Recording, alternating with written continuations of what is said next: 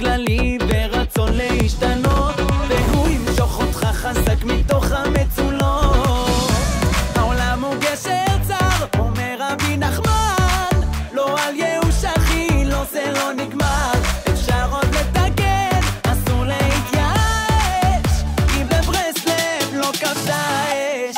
רבי